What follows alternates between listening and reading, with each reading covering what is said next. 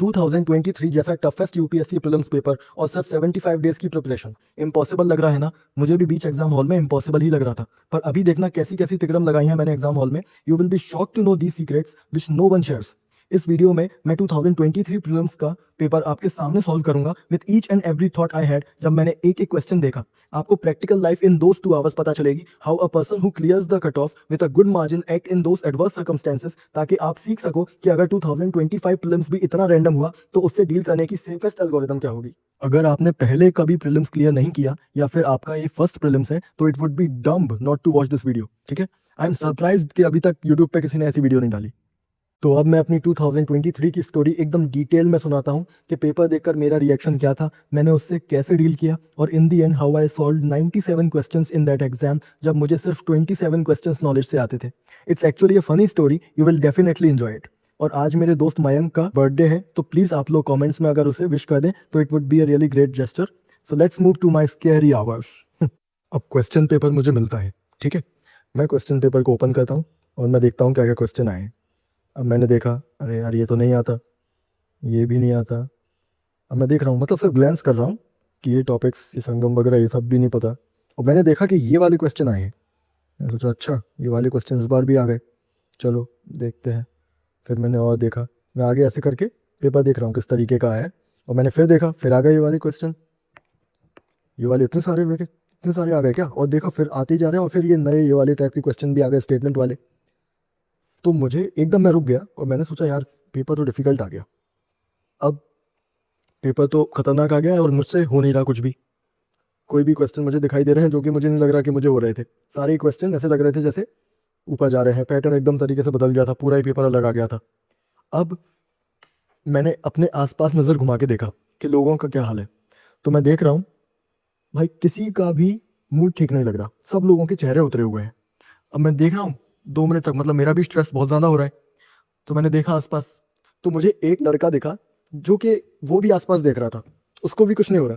तो मेरी नज़र उससे मिली, तो मेरी हंसी छूट गई। उसने भी ऐसे ही ऐसे एक जेस्चर करके बोला कि गर्दन कट गई, यानी नहीं हो रहा। तो उसने ऐसा किया तो मेरी हंसी छूट गई। तो आवाज़ आई, तो सभी लोगों ने मेरी तरफ देखा, और टीचर ने भी बोला कि सभी बच्चे अपने पेपर की तरफ देखें, इधर उधर सर नहीं घुमाना। तो अभी सब लोग मेरी तरफ देख रहे हैं, सभी लोग एकदम टेंशन में हैं, और मैं हंस रहा हूँ, वो लड़का भी हंस रहा है। तो जितना मतलब उनका कॉन्फिडेंस था वो और डूब गया, क्योंकि हर कोई अपनी तरफ देख रहा था कि मुझे ये पेपर नहीं आ रहा, जबकि वो किसी को भी नहीं आ रहा था। तो ये इवेंट हुआ। अब मैं सोचता हूँ कि यार चलो अब देखते हैं पेपर। मैंने थोड़ा सा और देखा, पलट के नहीं आ रहे थे क्वेश्चन, और ये वाले क्वेश्चन बहुत डरा रहे थे। पहली नजर में देखकर एकदम से डर लग जा रहा था यार, इतने सारे क्वेश्चन, सारे क्वेश्चन ऐसे हैं। मेरे दिमाग में बैठ गया था वो तो सारे क्वेश्चन इसी तरीके के ही है, बस ये वाले थोड़े क्वेश्चन अलग हैं इस टाइप के। नहीं तो जो 1 2 3 वाले आते थे वो तो ओनली 1 ओनली 2 हो गए। ठीक, तो फिर मैंने सोचा अब क्या करूँ मैं। तो मेरे दिमाग में एक बात आई, क्योंकि मैंने देखा कि आसपास सभी डरे हुए हैं। तो ये चीज़ बहुत इंपॉर्टेंट है आपको समझना, जो कि मेरे दिमाग में आई वो वाली बात, कि अगर अब मैं डरता नहीं हूँ तो मैं इन सभी लोगों से आगे निकल जाऊंगा। यानी इस टाइम पे सभी लोग डरे हुए हैं, बहुत ज़्यादा डरे हुए हैं। बस अगर मैं किसी भी तरीके से अपने डर को कंट्रोल कर लूँ, बिल्कुल जीरो कर दूँ अपने डर को, तो मेरे 10 मार्क्स तो एक्स्ट्रा ऐसे ही बढ़ जाएंगे। तो ये चीज़ मेरे दिमाग में आई और मैंने सोचा ठीक है, अब मैं डरूंगा बिल्कुल भी नहीं, जैसा भी आए, खराब आए, कैसा भी हो। मैंने तो 2.5 महीने पढ़ा है, जितना हो पाएगा उतना कर दूंगा, नहीं होगा तो नहीं होगा, कोई बात नहीं। पर डरूंगा नहीं मैं, बस डरना नहीं है, क्योंकि डरूंगा तो फिर पेपर कैसे भी नहीं होने वाला। तो मैंने सोचा अगर मुझे 10 15 भी मार्क्स आएंगे कोई भी दिक्कत नहीं, पर मैं डरूंगा बिल्कुल भी नहीं। और अब क्या करें, मैंने इस पेपर को पूरा का पूरा, शुरू में बहुत टफ क्वेश्चन लगे तो मैंने सोचा मैं पीछे से स्टार्ट करूंगा। मैंने वहीं अपनी स्ट्रेटेजी चेंज कर दी कि अब मैं उल्टा पेपर करूंगा। मैंने आज से पहले कभी उल्टा पेपर नहीं किया था। आज से पहले का मतलब उस टाइम की बात कर रहा हूँ, ठीक है। तो अब देखो मैं ये आ गया 100 क्वेश्चन पे। अब देखो, अब मैं आपको जो बताने वाला हूँ ना, वो एनाकिन अभी इस टाइम का एनाकिन नहीं है, 2023 में जो पेपर देने बैठा हुआ है वो है। तो जो भी मैं बोलूंगा वो उस टाइम की नॉलेज के हिसाब से होगा। अभी तो चलो मुझे ये पेपर मैं 1000 बार सॉल्व कर चुका हूँ तो मुझे पूरा पता है, पर फिर भी उस टाइम पे मैं जो सोच रहा था वो मैं आपको बताऊंगा। तो उस टाइम पे क्या गलती की थी मैंने, क्या नहीं की थी, कितना प्रेशर था, एक एक चीज जो मेरी आंखों से मिस हुई, सब कुछ मुझे याद है, मैं आपको एग्जैक्टली बताऊंगा। बस अब आप ध्यान से सुनना, ठीक है। पर अब मैं उस जोन में जाने वाला हूँ जहां पर मैं उस टाइम पे बैठा हुआ हूँ, जितना जैसे मैं 2023 में उस दिन पेपर वाले दिन बैठा हुआ था, वो कैसे हुआ, ठीक है ना। ओके, तो अभी आप लाइव वगैरह जो भी है वो आप अभी कर दो। तो क्योंकि मैं अब जोन में जाने वाला हूँ, मैं बीच में नहीं बोलूंगा ये सारी चीज़ें। अब हम पेपर सॉल्व करेंगे। अब मैं देखता हूँ कि क्वेश्चन नंबर 100, ठीक है। क्वेश्चन नंबर 100 में मैंने देखा यार ये भी यही वाला है। तो फिर फिर मेरे दिमाग में आई मैं 51 से करता हूँ, 100 से भी नहीं हो रहा तो मैं 51 से स्टार्ट करूंगा, 100 फिर मैं, तो मेरे दिमाग में फिर एक और दूसरी बात आई कि यार एक भाग मत, अब यहीं से शुरू करते हैं क्योंकि बाद में भी मिलेंगे तो हैं ही ये वाले क्वेश्चन, तो अब इतना ज़्यादा भागेगा तो फिर टाइम वेस्ट हो रहा है। ठीक है, ऐसे करके मेरे 10 मिनट निकल गए थे, तो मैंने अब यहीं से स्टार्ट किया। तो अब देखते हैं, फिर मैंने पढ़ा ये question, consider the following statements in respect of election to the president of India. The members nominated to either house of the parliament or the legislative assemblies of states are also eligible to be included in the electoral college. Nominated members, ये मुझे पता है, ठीक है, कि nominated members parliament में जो nominated members हैं वो प्रेसिडेंट के इलेक्शन में नहीं आते, तो ये मैंने कट कर दिया कि ये तो नहीं होगा। चलो ठीक है, मैंने सोचा अब इसमें एलिमिनेट करूंगा मैं, एक तो कट हो गया, यानी ऑल 4 नहीं हो सकते अब, तो ये मैंने कैंसिल कर दिया। फिर higher the number of elective assembly seats, higher is the value of vote of each MLA of that state. ठीक है, higher of the value of each MLA. अब देखो, तो ये चीज़ मुझे फॉर्मूला एग्जैक्टली याद नहीं था, पर मुझे हल्का फुल्का याद था कि ऊपर पॉपुलेशन होती है और डिनोमिनेटर में क्या होता है, सीट्स होती हैं, तो नीचे जितनी ज़्यादा सीट होंगी उतनी ही कम वैल्यू ऑफ वोट होगी। ठीक है, तो इसमें लिखा हुआ है कि higher the number of seats higher the value of vote, तो नहीं, सीट क्योंकि डिनोमिनेटर में होता है और डिनोमिनेटर में अगर ज़्यादा बड़ा नंबर होगा तो डिवाइड करके उतना ही छोटा नंबर बनाएगा, तो इस वजह से हायर नहीं होता होगा, ये मैंने कट कर दिया कि ये नहीं होगा। फिर मैं स्टेटमेंट नंबर 3 पे गया, the value of vote of each MLA of MP is greater than that of Kerala. तो मुझे लगा यार एमपी बड़ा स्टेट है, केरला छोटा है, तो हाँ ये होना चाहिए, तो मैंने इस पर टिक लगा दिया। ठीक है, फिर क्वेश्चन नंबर 4 पे, statement number 4, the value of vote of each MLA of Puducherry is higher than that of Arunachal Pradesh because the ratio of total population to total number of elective seats in Puducherry is greater as compare to Arunachal Pradesh. तो ये मुझे लगा कि यार पुदुचेरी और अरुणाचल प्रदेश की बात हो रही है, पुदुचेरी की ज़्यादा होती है, अरुणाचल की कम होती है, तो मुझे लगा कि हाँ ऐसा ही होता होगा क्योंकि पुदुचेरी छोटी है तो उसमें कम पॉपुलेशन है, मतलब ज़्यादा पॉपुलेशन होगी। अरुणाचल प्रदेश तो वो वाला एरिया है हिल स्टेशन वगैरह वाला, तो वहाँ पे पॉपुलेशन कम होगी, तो ऐसा करके मैंने इसको कट कर दिया।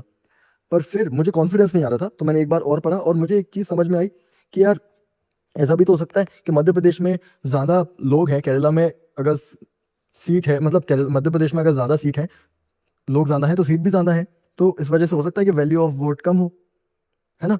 तो इसलिए मैंने फिर ये, आप देख रहे हो यहाँ पे मैंने टिक लगाने के बाद ये कट किया। ठीक है, और ये इसको कट करके मैं आगे बढ़ा और फिर मुझे ये चीज़ समझ आई कि ये वाला जो ऑप्शन है फिर ये वाला ठीक होना चाहिए, क्योंकि पुदुचेरी और अरुणाचल प्रदेश में, क्योंकि ये है कि नन उसमें है नहीं ऑप्शन में, और सारे गलत हो नहीं सकते, है ना, तो एक तो कोई सा होगा ही। ये 3 मुझे पता है कि नहीं होने चाहिए, तो मैंने सोचा ये वाला मुझे डाउट है, तो नन क्योंकि ऑप्शन में है नहीं तो फिर ओनली 1 ही होना चाहिए, तो मैंने इसे ओनली 1 कर दिया और ए आंसर करके आगे बढ़ गया। अब देखो ये वाले जो टिक है ना, ये वाले, ये मैंने आंसर की से मिलाए थे तब है, घर पे आने के बाद जब मैंने आंसर की से मिलाए थे तो वो वाले टिक हैं, तो इसको मत माइंड करना। जो ये वाले टिक्स हैं सिर्फ ये वाले, ये और ये सब क्रॉस वगैरह हैं, ये ओरिजिनल पेपर वाले हैं, बाकी ये जो साइड में जो है वो आंसर की मिलाते हुए टाइम के। ठीक है, फिर उसके बाद अब देखो ये जो मेरे साथ जो इवेंट हुआ ना वो वाला, जिसमें सब लोग, मतलब मैं हंस गया था और सभी लोग मेरी सब देख रहे थे, उस वजह से मेरा टेंशन रिड्यूस हो गया था। क्यों? क्योंकि बाकी सब लोगों के सर पे भी टेंशन है, अब सभी लोग एक ही साथ एक ही प्रॉब्लम को गो थ्रू कर रहे होते हैं, तो फिर अपना टेंशन कम हो जाता है कि हाँ हम अकेले नहीं हैं। तो ये एक बहुत इंपॉर्टेंट था कि मेरा शुरू में मूड एकदम ठीक हो गया था, स्ट्रेस में नहीं था, जबकि बाकी सब लोग बहुत स्ट्रेस में थे। ठीक है, अब मेरा मूड एकदम नॉर्मल है, मुझे बिल्कुल डर नहीं लग रहा और मैं क्वेश्चन पेपर सॉल्व कर रहा हूँ। मुझे ये मेरा पहला क्वेश्चन हो गया। अब second question, in India the biodiversity management committee are key to the realization of objectives of the Nagoya protocol. अब मुझे एक्जैक्टली दोनों नहीं पता क्या होते हैं, पर बायोडाइवर्सिटी मैनेजमेंट कमेटी और नगोया प्रोटोकॉल मुझे पता था कि सिमिलर हैं। बायोडाइवर्सिटी एक्ट जो है और नगोया प्रोटोकॉल ये दोनों सिमिलर लाइंस पे हैं। एक्जैक्टली क्या क्या था ये मुझे याद नहीं आ रहा था, मैंने पढ़ा था पर कुछ सिमिलर चीज़ें थी, मैं क्योंकि मैंने इन दोनों को साथ में पढ़ा था, इतना मुझे याद था। तो ये है कि हाँ दोनों कनेक्टेड है, तो की टू द रियलाइजेशन होना चाहिए, मतलब एक कुछ हेल्प करता होगा। और की जो है ना वो एक वेग वर्ड है, मतलब किसी के लिए कुछ ज़्यादा इंपॉर्टेंस है, वो इंपॉर्टेंस बता रहा है, तो इंपॉर्टेंस किसी के लिए ज़्यादा हो सकती है, किसी के लिए कम हो सकती है, तो इसलिए मैंने सोचा कि ये ठीक होना चाहिए। ठीक है, इसमें भी थोड़ा कन्फ्यूजन था, आप देख रहे हैं यहाँ पे थोड़ा सा, ये टिक मैंने 1-2 बार लगाया, एक बार काटा भी है। फिर the biodiversity management committees have important functions in determining the access and benefit sharing. Important function, अब किसके लिए इंपॉर्टेंट? एग्जामिनर के लिए इंपॉर्टेंट, या फिर प्राइम मिनिस्टर ऑफ इंडिया के लिए इंपॉर्टेंट, या मेरे लिए इंपॉर्टेंट। तो ये भी एक वेग वर्ड है, मतलब इंपॉर्टेंट एक वेग वर्ड होता है। ठीक है, इसको आप डेफिनेटली नहीं बोल सकते कि ये चीज़ इंपॉर्टेंट है ये चीज़ नहीं है। एक्चुअली होता क्या है, कुछ चीज़ ज़्यादा इंपॉर्टेंट होती है, कुछ चीज़ कम होती है, तो इसलिए ये भी गलत नहीं किया जा सकता। तो मैंने ऐसे किया और ये मुझे डेफिनेटली पता चल गया कि ये सी होगा इसका, मैंने सी मार्क किया और मैं आगे बढ़ गया। ठीक है, 98 नंबर का question, which one of the following countries has been suffering from decades of civil strike and food shortages and was in news in the recent past for very severe famine. ठीक है, तो क्या है कि कोई country है जिसकी band बाजी पड़ी हुई है, ठीक है, कौन सी कंट्री होगी वो? तो मैंने देखा कौन से नाम है, अंगोला का मैंने नाम सुना है पर मुझे इस कंट्री का बिल्कुल भी पता नहीं है, ठीक है। मैं बता रहा हूँ 2023 की बात कर रहा हूँ, अब तो मुझे अंगोला का सब पता है, पर मैं उस टाइम की बात कर रहा हूँ कि मुझे नहीं पता अभी। अंगोला मुझे नहीं पता। कोस्टा रिका और इक्वाडोर के बारे में मैंने सुना है कि ये कंट्रीज इतनी बुरी हालत में नहीं है, ठीक है, ठीक ठाक चल रहा है इनका भी, ठीक है, जैसे नेपाल बांग्लादेश इन सबका चल रहा है वैसे इनका भी चल रहा है, तो ये दोनों तो नहीं होंगी, इसलिए मैंने ये कट कर दिया। अब सोमालिया मुझे लग रहा था, ये मेरा जो साइन है ना, मैं ऐसा वाला साइन बनाता हूँ, उसका मतलब डाउटफुल कि ये हो सकता है, ठीक है, इसका मुझे पता नहीं है 100%। तो सोमालिया है, सोमालिया में मुझे इतना पता है कि अभी पायरेसी वगैरह वो सब चल रही है, इतना मुझे पता था कि पायरेट्स होते हैं वो सोमालिया वाले होते हैं। तो इधर बोल रहे हैं रिसेंट पास्ट की बात चल रही है, इन न्यूज़ की बात चल रही है। अंगोला मुझे न्यूज़ में तो कभी देखा नहीं, सोमालिया न्यूज़ में दिखता रहता है क्योंकि वहाँ के लोग पायरेसी करते हैं, तो मुझे लगा कि यही होना चाहिए, तो रिस्क ले लेते हैं, तो मैंने इस पर टिक कर दी क्योंकि मुझे पता था कि इतना तो नहीं है, तो 50% पर पहुंच गया मैं। अगर मैं 50% पे आ जाता हूँ तो मैं रिस्क लेता हूँ, ठीक है, तुक्का मुझे आना ही होता है। अंगोला का मैंने बिल्कुल नहीं सुना, तो न्यूज़ में वो कहाँ से होगा, तो मैंने इक्वेडोर सोमालिया करके चला और यही सही आंसर था इसका, ठीक है। अब नेक्स्ट 97। अब मैं एक ट्रिक याद करके गया था, अगर अकॉर्डिंग टू द क्वेश्चन लिखा हुआ है ना तो वो गलत है, ठीक है। तो मैंने देखा according to the question of India, constitution of India, central government has the duty to protect state from internal disturbances. मैंने सोचा यार इंटरनल डिस्टर्बेंस के लिए तो पुलिस होती है ना, एक्सटर्नल डिस्टर्बेंस से यूनियन बचाएगा, इंटरनल डिस्टर्बेंसेस तो इंटरनल काम है स्टेट का, तो क्यों करेगा, तो मैंने इसको कैंसिल कर दिया, ठीक है, जबकि ये गलत है। ऐसा नहीं है, इंटरनल डिस्टर्बेंस और एक्सटर्नल डिस्टर्बेंस सभी से ही बचाना ही स्टेट का काम है, मतलब यूनियन का काम है, स्टेट यानी इंडियन स्टेट का काम है। तो second, the constitution of India exempts the states from protecting, अच्छा, from providing legal counsel to a person being held for preventive detention. ये मैंने कैंसिल कर दिया, क्यों? क्योंकि लीगल काउंसिल हर किसी को देना चाहिए, है ना। तो ये है क्या है, exempts स्टेट्स, मतलब वो ये बोल रहे हैं कि कॉन्स्टिट्यूशन ऑफ इंडिया स्टेट्स को एक ऐसी छूट देता है कि आप अगर नहीं भी दोगे लीगल काउंसिल यानी एडवोकेट अगर नहीं दोगे किसी को तो भी चलेगा। तो ये मैंने कैंसिल कर दिया कि यार ये तो नहीं होगा, ऐसा थोड़ी, लीगल मतलब फ्री लीगल एड का आर्टिकल है हमारे पास तो है ना, फ्री लीगल एड तो देगा स्टेट देगा।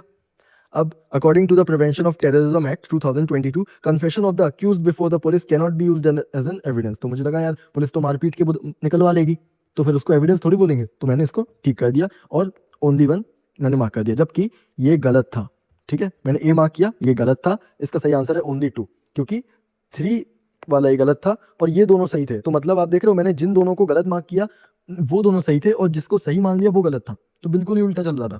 चलो कोई बात नहीं, फिर भी तो यहीं मेरी ट्रिक फेल हो गई थी अकॉर्डिंग टू द कॉन्स्टिट्यूशन वाली, ठीक है। अब देखते हैं, अब ये जो क्वेश्चन था ना इसका तो मुझे घर पे आके बहुत दुख हुआ, मतलब ये मैं कैसे गलत कर सकता हूँ। अब देखो, according to the United Nations world water development report 2022, India extracts more than a quarter of world's ground water withdrawal each year. अब 2020 में शायद एक क्वेश्चन था जिसमें अब लिखा हुआ था कि 36%, अब मैं पीवाईक्यू करके गया था, ठीक है, कम किए थे पर मैं करके गया था अच्छे से, तो 36% मुझे आ रहा था कि उस टाइम मैंने पढ़ा था कि वो स्टेटमेंट गलत था, पर इतना मैंने पढ़ा था उस टाइम पर कि कुछ भी कहते हैं बहुत ज़्यादा इंडिया एक्सट्रैक्ट करती है, भले जितना करती है ये नहीं पता पर बहुत ज़्यादा करती है। तो ठीक है, quarter of the world's ground water यानी 25%, तो मैंने सोचा इतना करती होगी एक्सट्रैक्ट, तो ये मैंने सही मान लिया। अब India needs to extract more than a quarter of the world's ground water each year to satisfy the drinking water and sanitation needs of almost 18% of world's population living in its territory. मैंने इसको गलत किया, क्यों? क्योंकि drinking water नहीं, agriculture यानी irrigation में use होता है हमारा पानी, ड्रिंकिंग वाटर एंड सैनिटेशन में नहीं होता, ठीक है ना। तो ये मैंने कैंसिल कर दिया और मैंने इसका आंसर लगा दिया सी।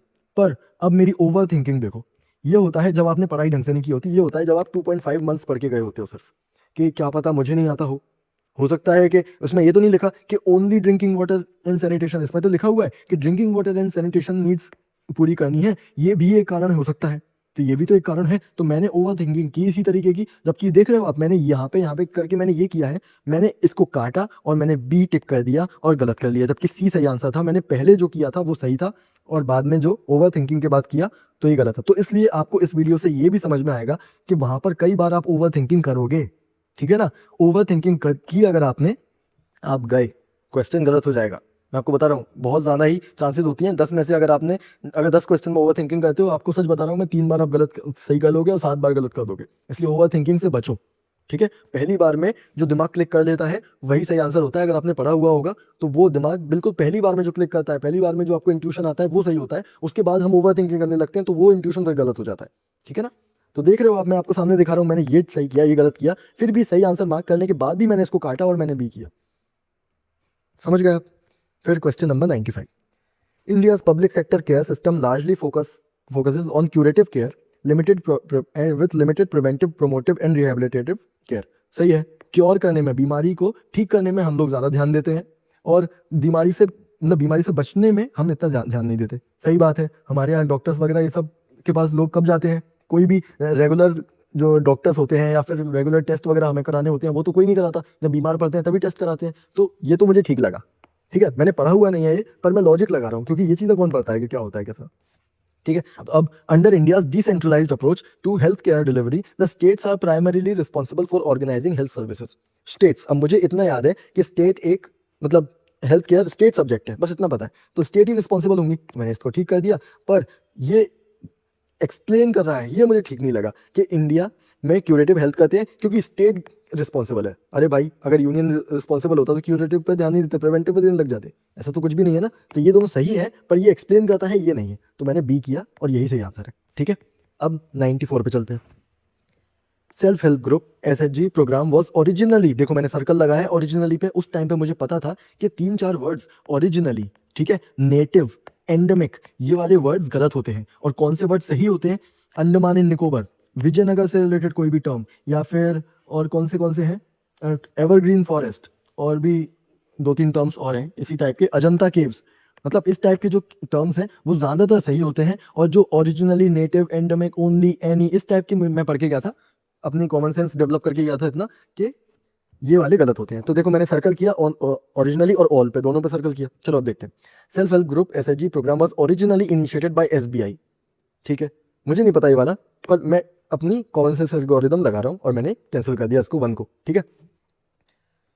इन an SHG all members of a group take responsibility for a loan that an individual members takes. अब देखो मैंने सोचा ऑल है, मुझे नहीं पता, तो मैं ऑल को गलत मान लूंगा, ये चीज़ मैंने कर दी, जबकि ये यहाँ पे टेक्निक फेल हो गई। देखो क्या है, यूपीएससी को पता चल गया है ये वाली टेक्निक्स का, ठीक है ना, ये जो एल्गोरिथम्स है यूपीएससी को पता चल गया है। कुछ जैसे जैसे यूपीएससी को पता चलता है कि ओनली, एनी वगैरह ये सब, वो उन टेक्निक्स को हटा देते हैं और साथ में वो उनको ट्रैप की तरह यूज करने लगते हैं कि बच्चा आएगा पढ़ के कि ओनली गलत होगा, हम ओनली को सही वाले में डाल देंगे और वो एलिमिनेट हो जाएगा, बच्चा एलिमिनेट हो जाएगा, फेल हो जाएगा। तो इस वजह से जो उस टाइम पे ऑल, ओनली वगैरह ये सब काफी बंद हो गए थे, मतलब बहुत ही कम लग रही थी ये टेक्निक्स, पर मैं तो पढ़ के आया था तो मैंने तो उस टाइम पे लगा दी, तो ये गलत था जबकि ये सही था, ठीक है। The regional rural banks and scheduled commercial bank support SHG। यार सपोर्ट करना मतलब ये तो ठीक है ना, हाँ थोड़ा बहुत सपोर्ट करना तो हो ही जाएगा। जैसे इंडिया किसी को सपोर्ट करती है, अब आप बोलोगे इंडिया रशिया को सपोर्ट कर रही है वॉर में, तो टेक्निकली वो गलत है, पर आप 100% तो बोल नहीं सकते कि बिल्कुल भी नहीं कर रही, जीरो कर रही है, क्योंकि लोग तो कई सारे सपोर्ट कर रहे हैं रशिया को। तो इसी तरीके से ये जो वर्ड है ना सपोर्ट, वो सपोर्ट जो है ये वेग वर्ड होता है, ठीक है। इसमें आप 100% नहीं बोल सकते कि सपोर्ट बिल्कुल भी नहीं करते, सपोर्ट नहीं करते तो क्या अगेंस्ट में खड़े हुए हैं? नहीं ना, तो 3 तो सही होगा ही, ठीक है। मैंने सोचा कि ओरिजिनली और ऑल की वजह से ये दोनों नहीं होंगे और मैंने ये ओनली 1 मार्क कर दिया, ठीक है, जबकि ये तो गलत था, यहाँ तो ओरिजिनली ट्रिक काम कर गई, पर ये ऑल वाली ट्रिक गलत हो गई और ये 2 और 3 सही था, तो इसका सही आंसर ओनली 2 है, तो ये मेरा गलत हो गया, ठीक है, बी था इसका सही आंसर।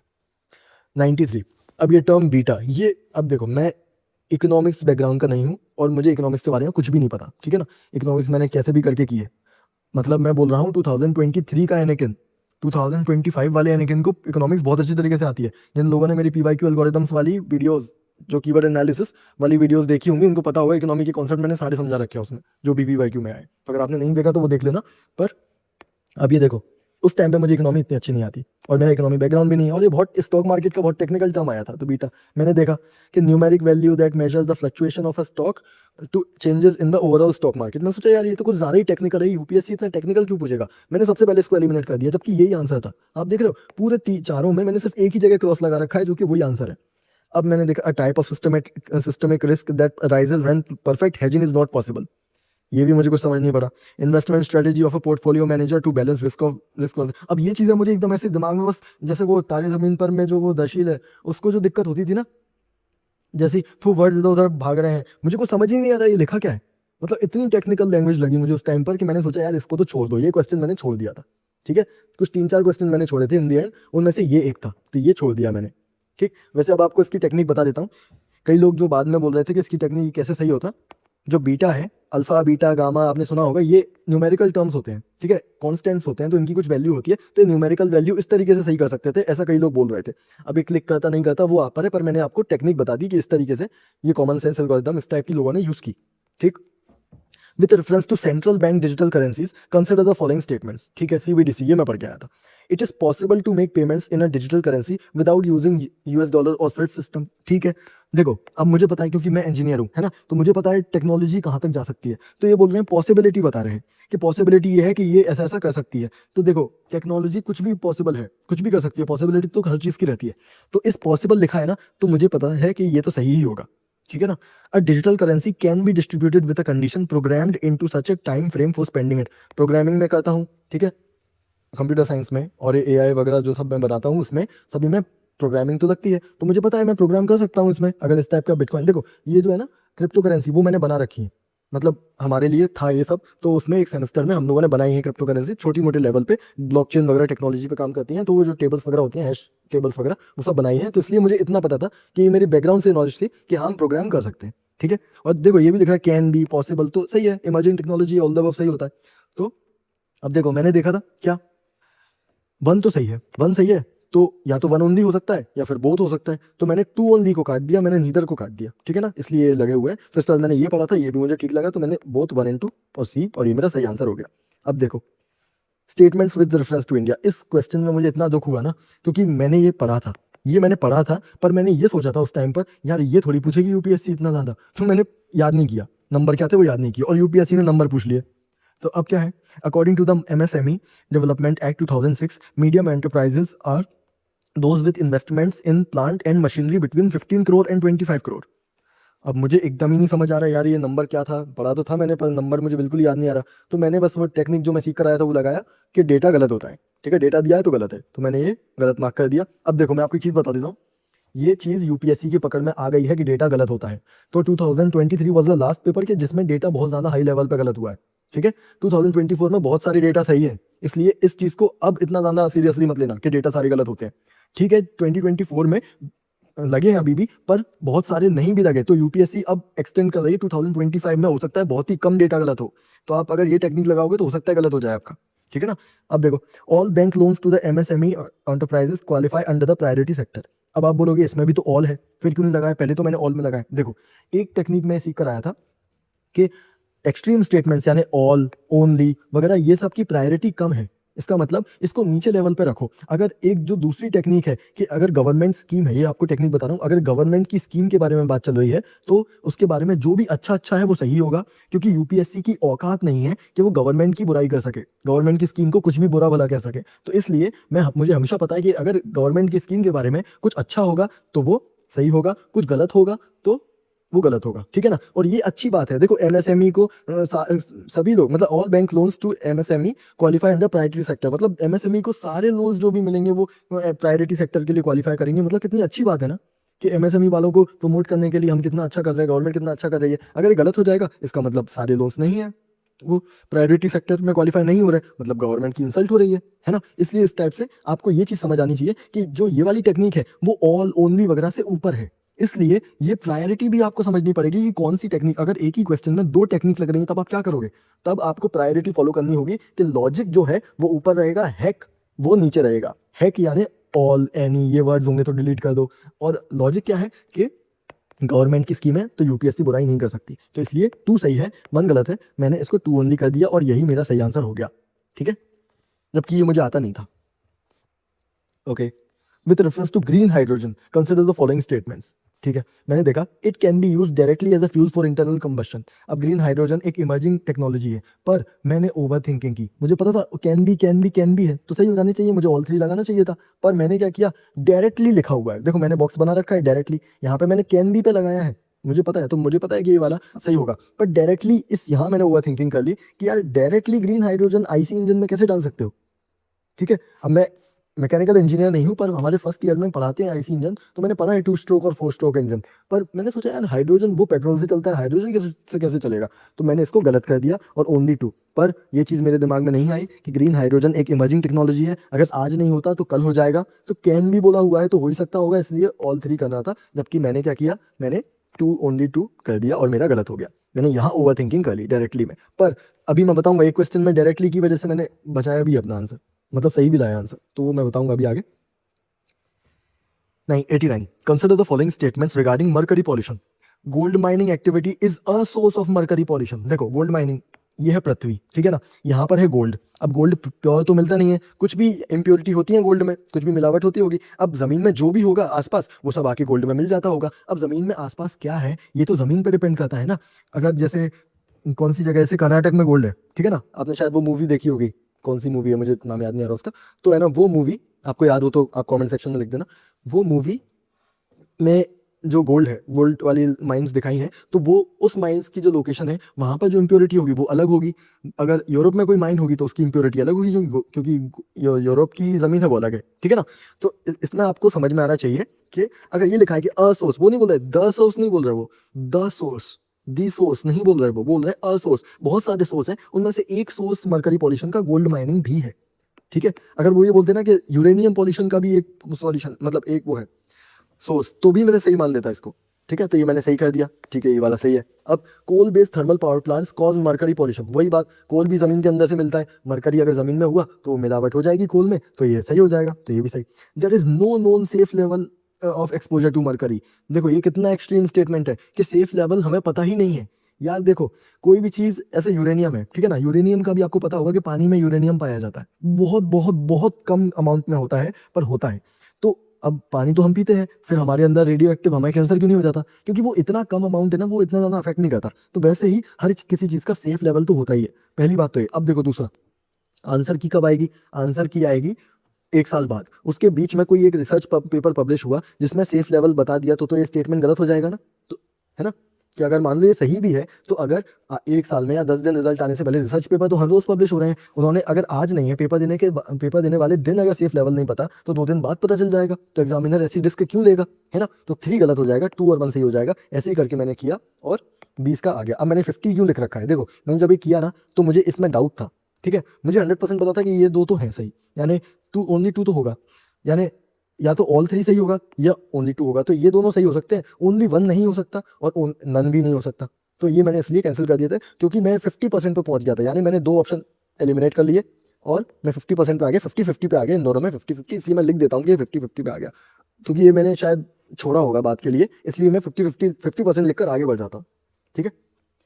अब question number 88, consider the following statements. Ballistic missiles are jet propelled at supersonic speeds throughout their flights, while cruise missiles are rocket powered only in the initial phase of flight. अब देखो, आपको इसमें throw out, only, ये सब दिख रहा होगा, पर वैसे मैं बताऊं कि मुझे तो ये आता था। मैं, ऐसे कुछ लोग होते हैं ना जो गन्स, बॉम्ब और ये सब चीज़ें जो होती हैं, जैसे जेट वगैरह, वो सब, इन चीज़ों में मुझे बहुत इंटरेस्ट है। फाइटर जेट और जो भी आर्मी, मतलब आर्मी से रिलेटेड, आर्मी नेवी जो होता है ना, एयरफोर्स, उससे रिलेटेड मुझे बहुत ज़्यादा इंटरेस्ट है। तो मैं S-400 की टेक्निकल स्पेसिफिकेशन क्या होती है ये सब जानने का मेरा शौक है, तो इसलिए मुझे ये सब पता था। ये सब मेरे लिए बच्चों वाले क्वेश्चन थे कि ballistic missile jet propelled through out होती है, क्रूज मिसाइल ही होती है, ऐसा नहीं होता। बैलिस्टिक मिसाइल यहाँ तक, मतलब जैसे अगर यहाँ से ये ज़मीन है, अगर यहाँ से ऊपर तक जाएगी तो यहाँ तक तो प्रोपेल्ड होगी, उसके बाद यहाँ वो ग्रेविटी से आती है, यहाँ नीचे आती है। तो और cruise missile through out the flight यहाँ ऐसे जाएगी, थ्रू आउट द फ्लाइट वो इंजन से प्रोपेल्ड होती है, ठीक है, तो ये गलत है। फिर अग्नि 5 is a medium range supersonic cruise missile, अग्नि 5 बैलिस्टिक मिसाइल है और ब्रह्मोस क्रूज मिसाइल है, ठीक है, तो ये स्वैप कर दिया, दोनों ही गलत है। तो इसमें आंसर क्या आ जाएगा? नीदर 1 नॉट 2, ये मुझे पता था कि ये हो गया, ठीक है। अब विच one of the following countries has its own satellite navigation system? देखो सैटेलाइट नेविगेशन सिस्टम में पढ़ के गया था, पर मुझे जीपीएस, ग्लोबल पोजिशनिंग सिस्टम मुझे पता थे, रीजनल पूछ लिया इन्होंने, रीजनल पोजिशनिंग सिस्टम, है ना। तो अब मुझे पता है कि ऑस्ट्रेलिया और कनाडा तो यूएसए के, मतलब जैसे लेफ्ट हैंड टाइप के लोग हैं, तो वो लोग बस उनका यूएसए से पूरी चीज़ें ले लेते हैं, खुद का कुछ इनोवेट करते नहीं है, तो ये उस टाइप की कंट्रीज हैं। इसराइल और जापान वो कंट्रीज हैं जो कि खुद इनोवेट कर सकती हैं। तो मैंने देखो ऑस्ट्रेलिया पे कैंसिल कर दिया, ये दो तो मुझे पता है कि ये दोनों तो नहीं है। अब मुझे कंफ्यूजन था इसराइल और जापान में, पर पता नहीं कहाँ से मैंने एक कहानी सुन रखी थी जो कि गलत कहानी है, कि एक बार हमारे कारगिल वॉर में जब हम पाकिस्तान की बैंड बजा रहे थे, तो अमेरिका से हमने जीपीएस की सुविधा मांगी, क्योंकि पाकिस्तान ने हम पे अटैक कर दिया था। जो भी जगह पे, जहाँ पे जो अच्छी जगह है, जो हाई ग्राउंड है, वो उन्होंने ले लिया था, मतलब टाइगर हिल वगैरह, इन सब जगह पे जाके वो खड़े हो गए थे, और ऊपर से आसानी पड़ती है नीचे वाले लोगों को मारना, ठीक, तो है ना। फिर हमें जीपीएस चाहिए था कि वो देखने के लिए हम सैटेलाइट से कि कहाँ कहाँ पर है वो लोग, तो अमेरिका ने हमें मना कर दिया था। तो मुझे पता नहीं कहाँ से किसी ने बता रखा था कि इसराइल ने फिर हमें वो सिस्टम दिया था, जबकि इसराइल के पास तो है ही नहीं। बाद में एक्चुअली मुझे, जब मैंने ये पेपर देने के बाद वो स्टोरी करेक्ट की तो मुझे पता चला रशिया ने हमें दिया था वो सिस्टम, एक्चुअली इसराइल ने नहीं दिया था। तो मैंने आंसर इसराइल लगा दिया था, जबकि आंसर जापान है। ठीक है, तो सी इसका सही आंसर मैंने लगाया, पर इसका सही आंसर क्या है, जापान। ये मेरा गलत हो गया था। ठीक है, 86। अब देखो cepheids, giant clouds of dust and gas in space, मुझे नहीं पता है, मैंने नाम ही नहीं सुना पहले कभी। नेबुला, मतलब नाम सुना था पर मुझे डेफिनेशन नहीं पता थी। नेबुला ये मुझे पता था, ये हम ज्योग्राफी के पहले पेज पे। अब देखो 2.5 मंथ की प्रिपरेशन में इतना तो पढ़ लिया था थोड़ा बहुत, मतलब एक बार सिलेबस तो कंप्लीट कर ही लिया था। तो नेबुला ये क्या है, ये मुझे पता है कि ये गैस क्लाउड्स होते हैं, और गैस क्लाउड्स तो यहाँ लिखा हुआ है जाइंट क्लाउड्स ऑफ गैस। तो इसका सही आंसर ये वाला होगा। अगर ये सही आंसर है तो फिर इसका हो सकता है कि ये सही आंसर हो, क्योंकि ये दोनों तो हो नहीं सकते, दोनों दोनों का मतलब एक ही चीज़ तो हो नहीं सकती। तो मुझे लगा स्वैप किया गया है, इसका ये है, इसका ये है, तो मैंने दोनों ही काट दिया। अब मैं पल्सार्स पे आया। पल्सार्स क्या होते हैं, neutron stars that are formed when massive stars run out of fuel and collapse. ये मैं पीटी 365 में पढ़ के गया था, ये मुझे पता था। पल्सार्स पता नहीं क्यों बार बार वो पीटी 365 साइंस वाली थी उसमें दे रहे थे वो लोग। आप अभी भी देखोगे ना 2023 वाली जो पीटी 365 है उसमें दिया हुआ है, तो मुझे वहां से पता था। तो मैंने इसको सही समझा और इसको सही मार्क कर दिया, और यही सही आंसर था। ठीक है, अब देखो with reference to the role of biofilters in recirculating aquaculture system. अब देखो इसमें कितनी बड़ी मतलब गलती हुई मुझसे, पर जबकि ऐसा है कि ये वाली गलती आपको क्लिक हो तब तो है, मतलब हर चीज़ आपको दिमाग में क्लिक नहीं होगी, आप चाहे कितनी भी टेक्निक सीख कर जाओ। Biofilters provide waste treatment by removing uneaten fish food. Filter है, फिल्टर का काम वेस्ट ट्रीटमेंट ही तो होता है, तो सही कर दिया। Filters convert ammonia present in fish waste to nitrate. अब फिश वेस्ट से नाइट्रेट कन्वर्ट करता है, फिल्टर है तो फिल्टर कर देता होगा, वेस्ट में से जो नाइट्रेट है वो उसको निकाल देता होगा, नॉर्मल बात है। तो ये हो गया। Biofilters increase phosphorus and nutrient for fish in water. ठीक है, अब देखो ये मुझे लगा कि बायोफिल्टर है, इमर्जिंग टेक्नोलॉजी है, तो होगा इसका, ये भी कर ही देता होगा। तो मैंने 1 2 3 करके ऑल 3 मार्क कर दिया। पर बाद में जब मैं घर आया तब मैंने जब क्वेश्चन देखा तब मुझे समझ में आया यार ये तो रीसर्कुलेटिंग है। रीसर्कुलेटिंग मतलब वही चीज को बार बार सर्कुलेट करते रहते हैं। अगर वही चीज को बार बार सर्कुलेट कर रहे हैं तो इंक्रीज कैसे हो सकती है कोई चीज। अगर फिल्टर है, जैसे ये एक फिल्टर है, ठीक है ना, अब यहाँ पे मैं कोई 100 ग्राम कुछ डालूं तो यहाँ पर मैक्सिमम 100 ग्राम ही जाएगा ना, हो सकता है 95 चला जाए, 99 चला जाए, और यहाँ फिल्टर में फिल्टर आउट हो जाए कुछ चीज, पर 110 ग्राम तो नहीं पहुंच सकते ना। कोई चीज अगर 100 ग्राम डालूंगा तो 110 ग्राम तो आ ही जाएगी दूसरी तरफ, है ना। तो इस वजह से ये चीज मैंने ध्यान नहीं दी, और मैंने, मेरे दिमाग में क्लिक नहीं हुआ, और मैंने ऑल 3 कर दिया, जबकि ओनली 2 था। तो देखो आप देख रहे हो ना, एक जगह जहां मुझे ऑल द अबव करना था, ऑल 3 करना था, वहां मैंने ओनली 2 कर दिया, और जहां मुझे ओनली 2 करना था वहां मैंने ऑल 3 कर दिया। तो मैं आपको चीज बता रहा हूँ, कॉमन सेंस एल्गोरिदम में अगर जैसे आप 5 एल्गोरिदम्स पढ़ के जाते, वैसे 50 एल्गोरिदम आपको पता है, ठीक है ना, उनमें से पहली बात तो 15 से 20 ही लगने वाली हैं आपके पेपर में, ठीक। और ऊपर से 15 से 20 में भी आप 7 से 10 ही हैं जो कि आपको दिमाग में क्लिक करेंगी। समझ रहे हो ना। आप ये मत समझना आपने पढ़ ली तो अब एग्जाम में याद आ जाएगा, बिल्कुल नहीं, बिल्कुल। बहुत सारी चीजें आप स्किप कर दोगे, आपको क्लिक ही नहीं करेगा। पेपर्स देकर जब आप घर वापस आओगे तब आप सोचोगे अरे यार ये तो ऐसे हो सकता था, ये टेक्निक क्यों याद नहीं आई मुझे, ये तो मैं करके गया था। तो ऐसा होता है, ये नॉर्मल बात है, ठीक है ना, सबके साथ होता है ऐसा। हर चीज़ जो एग्जाम में आती है वो हर चीज़ हमें पता नहीं होती। हर टेक्निक भी जो हम सीखते हैं वो हम लगा ही पाएंगे, इसका भी कोई वो नहीं है श्योरिटी। ठीक है, अब देखो ये चीज़, ये क्वेश्चन मुझे एग्जैक्टली आता था, और मुझे पता था कि लगभग कुछ टॉपिक थे उनमें से कि ये वाला क्वेश्चन तो आने ही वाला है, जबकि ये लोगों के लिए बहुत डिफिकल्ट था कि एक्सेलेरोमीटर किस लिए जरूरत पड़ता है। लोगों को पता ही नहीं था एक्सेलेरोमीटर होता क्या है, क्योंकि मुझे एक पीडीएफ मिली थी जो कि गवर्नमेंट पब्लिश करती है, वो 16 पेजेस की पीडीएफ है, उसमें इस क्वेश्चन का आंसर दिया हुआ है, और मैं वो पीडीएफ पढ़ के गया था। मुझे पता था कि उसमें से हर साल एक क्वेश्चन आता है, 2 क्वेश्चन नहीं आते, 0 नहीं आते, एक आता है। इस बार जो मेटावर्स वाला क्वेश्चन आया था 2024 में वो उसमें से आया था, 2020 में जो वर्चुअल रियलिटी वाला क्वेश्चन था वो उसमें से आया। मतलब पिछले 5 साल में 2020 से लेकर 2024 तक उन 16 पेजेस की पीडीएफ में से हर साल एक क्वेश्चन आता है, सिर्फ एक। ठीक है, अब वो पीडीएफ कहाँ मिलेगी, मैंने वो पीडीएफ पहले ही दे रखी है, देखो ये मेरी एक वो है प्लेलिस्ट, उस प्लेलिस्ट में इनोवेटिव एल्गोरिथम्स, उनमें से हिंट एनालिसिस वाली जो वीडियो है उसमें मैंने बताया है वो कहाँ मिलेगी वो पीडीएफ। ठीक है, तो इस वीडियो को जाके देख लो, आपको प्लेलिस्ट मिल जाएगी, मतलब आपको वो पीडीएफ मिल जाएगी, और 2025 में एक क्वेश्चन डेफिनेटली उससे आएगा, आप उसको सॉल्व कर पाओगे, जैसे मैं इस पेपर में इसको कर पाया। मैंने देखा, मैं पढ़ लिया था, मैंने एक्सेलेरोमीटर और जायरोस्कोप के बारे में दिया हुआ है, तो मैंने दोनों को पढ़ लिया था। तो ये देखो, detection of a car collision which results in the deployment of airbags almost instantaneously. Accelerometer कैसे काम करता है, जब एक्सेलरेशन एकदम से होता है या फिर एकदम से रुक जाता है। ठीक है, एकदम से स्पीड बढ़ती है या एकदम से रुक जाती है, कोई ऑब्जेक्ट है वो एकदम से मूव करता है या एकदम से रुक जाता है, तो एक्सेलरोमीटर जो सेंसर होता है वो डिटेक्ट कर लेता है। आपका फोन अगर एकदम से गिर गया नीचे तो वो शट ऑफ हो जाएगा, उसको पता चल जाएगा कि फोन गिर रहा है, क्योंकि उसकी स्पीड एकदम से बढ़ गई। तो इस तरीके की चीज़ें होती हैं, आप देख लेना। ये वाली चीज़ इसमें ऑल 3 है, तो ये मुझे पता था। 83. Consider the following statements. Carbon fibers are used in the manufacture of components used in automobiles and aircraft. अब ऑटोमोबाइल्स एंड एयरक्राफ्ट कितनी बड़ी इंडस्ट्री है, उसमें अगर थोड़ी सी जगह भी कार्बन फाइबर यूज हो गए तो यह स्टेटमेंट सही हो जाएगा। तो मैंने ये टिक कर दिया। मुझे नहीं पता कि इन दोनों में यूज होता है कि नहीं, पर लॉजिक मैंने लगाया यार इतनी बड़ी इंडस्ट्री है तो कहीं ना कहीं तो यूज हो ही जाता होगा। हाँ, एग्जामिनर को कैसे प्रूव करेगा एग्जामिनर के एक भी जगह यूज नहीं होता। तो carbon fibres once used can not be recycled. अब देखो मेरे घर के पास में एक घोड़ा है, ठीक है, वो उन्होंने वेस्ट से एक पुतला बना रखा है, वेस्ट से एक रिसाइकल करके एक स्टैचू बना रखा है और वो अच्छा लगता है दिखने में। तो जब उससे वो बना दिया उन्होंने, हॉर्स बना दिया, एक पुतला बना दिया, एक स्टैचू बना दिया, तो फिर ये कार्बन फाइबर को रिसाइकल करके भी कुछ ना कुछ बना ही देंगे। तो कैनॉट बी रिसाइकल, ये तो बिल्कुल एक्सट्रीम स्टेटमेंट है ना कि बिल्कुल रिसाइकल कर ही नहीं सकते इसको, इसका कुछ भी काम नहीं बचता फिर।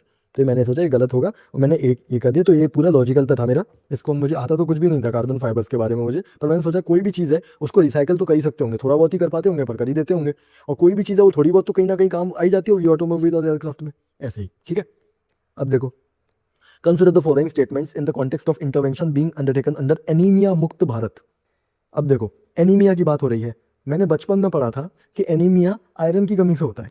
ठीक है, अब आयरन की कमी से होता है तो यहाँ कैल्शियम क्यों लिखा है? देखो मैंने सर्कल किया, सर्कल लगाया मैंने पेपर में बीच में, और मैंने इसको कट कर दिया कि कैल्शियम नहीं सर्कल, मेरे ख्याल से एग्जामिनर ने स्वैप कर दिया है। यहाँ होगा क्या, आयरन और उसको सल्फर बोल रहा था क्या मैं, सॉरी सॉरी सॉरी, आयरन की जगह कैल्शियम रख दिया एग्जामिनर ने। ठीक है, तो ये वन गलत हो गया, तो वन गलत हुआ, तो इसका मतलब ऑल फोर नहीं हो सकता। ठीक है, अब it runs a campaign for delayed cord clamping at the time of child birth. अब ये मैंने डॉक्यूमेंट्री देखी थी तो मुझे पता था कि जो प्लेसेंटा होता है बेबी का, जो कि मदर की वूम से जुड़ा हुआ रहता है, जब वो बेबी वूम में होता है न्यूट्रिशन के लिए, तो जब बेबी को बाहर निकालते हैं तो उसको थोड़ी देर बाद अगर उसका प्लेसेंटा काटते हैं, शायद प्लेसेंटा ही बोलते हैं उसको, वो पाइप जो लगा रहता है स्टमक में, उसको थोड़ी देर बाद काटते हैं डॉक्टर्स, क्योंकि उसमें कुछ न्यूट्रिशन, कुछ स्टेम सेल्स होते हैं वो बाकी बॉडी में चले जाते हैं उसके बेबी के, नहीं तो फिर वो बेबी को मेल न्यूट्रिशन वगैरह हो जाता है। तो इसमें यह कि एनीमिया को बचाना है तो बेबी को थोड़ी देर बाद उसको प्लेसेंटा को काटो, ये मुझे पता था, तो ये 2 इसका सही हो गया।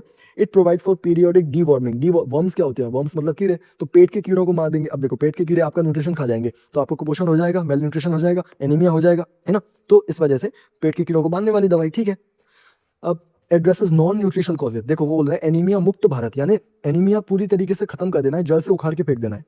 तो अगर जड़ से उखाड़ के फेंक देना है तो सभी तरीके के कॉजेज खत्म करने पड़ेंगे ना, न्यूट्रिशनल हो चाहे नॉन न्यूट्रिशनल हो, तो ये भी सही होगा। तो 3 2 3 4 ये मैंने सही कर दिया और ये 1 गलत हो गया, तो मेरा सही हो गया था। ठीक है ना, ओके।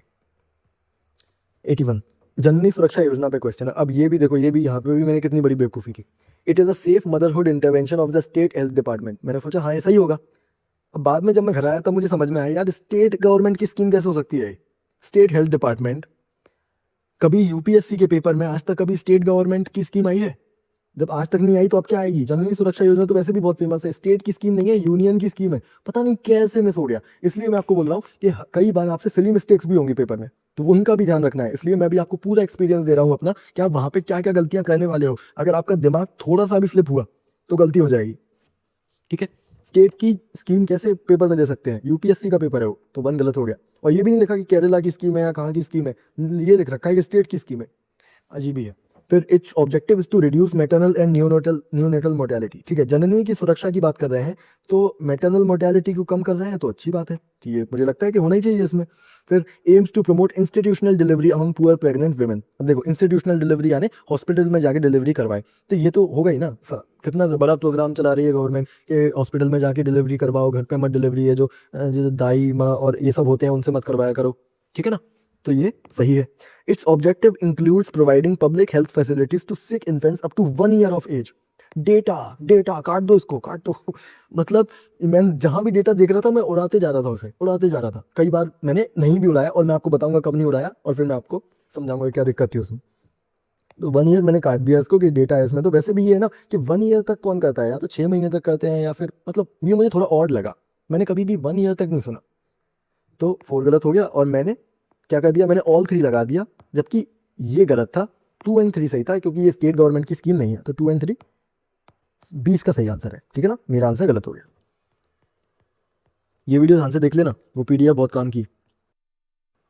इस सीरीज़ के बाकी के 3 वीडियोस हैं वो सारे अपलोड हो गए हैं, अभी वो मेंबर्स के लिए अवेलेबल है। जैसे ही इस वीडियो पे 2000 लाइक्स हो जाएंगे मैं नेक्स्ट पार्ट पब्लिक कर दूंगा। देखो, your 1 like is the least I can ask for. In videos में बहुत एफर्ट लगता है एंड मोर इम्पोर्टेंटली आप सभी मेरे कॉम्पिटिटर्स हो एक तरीके से, और मुझे आप सबको ये सब नहीं बताना चाहिए, पर आप लोग मुझ पर ट्रस्ट करते हो इसलिए मैं आपको अपनी सारी एज दे रहा हूँ, क्योंकि 14,000 सीट्स हैं और मुझे सिर्फ एक सीट चाहिए और बाकी सब हमारी कम्युनिटी के मेंबर्स ही सिलेक्ट हो तो कितना मज़ा आएगा ना। फिर साथ में मेंस करेंगे, क्योंकि मेंस के लिए भी मेरे पास बहुत कुछ है जो किसी और को नहीं पता। चलो, अगर ये टारगेट आपको बड़ा लग रहा है तो एक एकदम छोटू सा टारगेट दे देता हूँ। मैंने शेयर व्यूज़ काउंटर लगा दिया है। अगर इस वीडियो पे आपके शेयर करने पर 99 व्यूज़ आ जाते हैं तो नेक्स्ट पार्ट अनलॉक हो जाएगा। अब इससे कम क्या कर सकता हूँ मैं? टेलीग्राम, व्हाट्सएप किसी पर भी शेयर कर दो इस वीडियो को। लाइक कमेंट के पास एक शेयर का बटन भी है, उससे बस 97 व्यूज़ चाहिए। और मैं आपको बता रहा हूँ, शायद आपको अभी इसकी वैल्यू समझ नहीं आ रही है। आप इस वीडियो के लिए मुझे थैंक यू बोलने आओगे जब आपका प्रीलिम्स क्लियर हो जाएगा। काश किसी ने मुझे ऐसे समझाया होता, पर मैं वो गैप आपकी प्रिपरेशन में नहीं छोड़ूंगा, स्पेशली उन लोगों के लिए जो कभी दिल्ली नहीं गए मेरी तरह और एक टियर 3 टाउन से प्रिपेयर कर रहे हैं। मेरे बहुत सारे दोस्त हैं जो मुझसे बोलते हैं कि ये सब मैं ना बताऊं। मेरा एक बहुत अच्छा दोस्त है जो मुझसे ये वीडियो बनाने के लिए मना कर रहा था, उससे मैं लड़ कर आ रहा हूँ सिर्फ आपके लिए। मैंने उससे कहा कि ये मेरी इंटेलेक्चुअल प्रॉपर्टी है और मुझे कोई और नहीं बताएगा कि मैं इसका क्या करूँगा। अब आप सोचो, अगर आपका कोई दोस्त आपसे ये सेंटेंस बोले तो आपको कैसा लगेगा? ये सब मुझे इसलिए करना पड़ता है ताकि मेरी जो रिस्पॉन्सिबिलिटी है आपको लेकर वो फुलफिल हो पाए। इसलिए आपसे ये भी रिक्वेस्ट है, प्लीज़ कमेंट सेक्शंस में हेट कमेंट्स मत किया कीजिए। Negativity is the last thing I need right now. कुछ पॉजिटिव लिखेंगे जैसे we will clear prelims together, तो आपकी लाइफ में भी पॉजिटिविटी आएगी। सेकेंडली, ये प्रीलिम्स का फाइनल टाइम है तो मुझे मेरे एफर्ट का अप्रिशिएशन होगा तभी मैं वीडियोस बनाऊंगा, नहीं तो फिर जैसे ही लास्ट मंथ शुरू होगा मैं अपनी पढ़ाई में लग जाऊंगा और वीडियोस बनाना बंद कर दूंगा। इसलिए अगर आप चाहते हो कि मैं लास्ट मोमेंट तक अपना टाइम आप लोगों की प्रिपरेशन बूस्ट के लिए देता रहूं तो प्लीज़ स्वीट स्वीट कमेंट्स कर दो और लाइक तो कर ही दिया करो। और अगर नहीं करोगे तो फिर मुझे अंडी वंडी संडी करनी पड़ेगी। Just kidding, just kidding. मैंने 5 साल से फॉल लैंग्वेज यूज़ नहीं की है, एग्जैक्टली 5 ईयर्स। मैंने आज ही के दिन यानी 14 अप्रैल 2020 को स्वेयर वर्ड्स यूज़ करना कम्प्लीटली बंद कर दिया था एंड इट्स गुड। मेरा दिमाग बहुत पॉजिटिव है उस टाइम से, so you should congratulate me. 5 years being an engineer and no curse words is a big thing. जो इंजीनियर्स हैं वो रिलेट करेंगे। और ऐसी वीडियोस लाइक करने का एक आपके लिए भी बेनिफिट है। आप जितना ज़्यादा इस टाइप की वीडियोस लाइक करोगे और लास्ट तक देखोगे, भले ही चाहे 2x पे देखो, यूट्यूब उतना ही ऐसी वीडियोस आपको और भी ज़्यादा रिकमेंड करेगा और आपकी फीड पर पढ़ाई वाली वीडियोस ज़्यादा आएंगी और डिस्ट्रैक्शन वाली कम, तो आप डिस्ट्रैक्ट कम भी होगे। जितना ज़्यादा अच्छा कंटेंट कंज्यूम करोगे उतना आपके लिए अच्छा है, क्योंकि you become what you consume. हमारे थॉट्स भी उस टाइप के आते हैं जैसे ही हम वीडियोस देखते हैं, सपने भी वैसे ही देखते हैं। और हर कोई इस वीडियो को लास्ट तक नहीं देखेगा, तो अगर आप मुझे अभी सुन रहे हो तो एक सीक्रेट बताता हूँ। अभी मैक्स लोग इस वीडियो को 2-3 मिनट देखने के बाद वहीं स्टैंड अप कॉमेडी देखने चले गए होंगे। वहीं वो फेल हो जाएंगे क्योंकि उनका उनके दिमाग पर कंट्रोल नहीं है, जबकि आपका अटेंशन स्पैन और focus for study related things ज़्यादा है, तो आप सिलेक्ट होगे। This is what makes the difference. और सब्सक्राइब किए बिना मत चले जाना, बेल आइकॉन भी प्रेस कर देना, नहीं तो ये चैनल खो गया तो बाकी आने वाली वीडियोस मिस हो जाएंगी और फिर स्ट्रगल करोगे एग्जाम हॉल में। और मैं ऐसे ही आगे यूपीएससी के पैटर्न्स एक्सपोज करता रहूंगा जैसे मैंने अपनी पुरानी वीडियोस में किया है। मेरी आर्टिफिशियल इंटेलिजेंस इंजीनियरिंग की डिग्री का कुछ तो फायदा हो मेरी कम्युनिटी को, है ना। ऑलराइट, मिलते हैं नेक्स्ट वीडियो में। Anakin Skywalker signing off. Live long and prosper.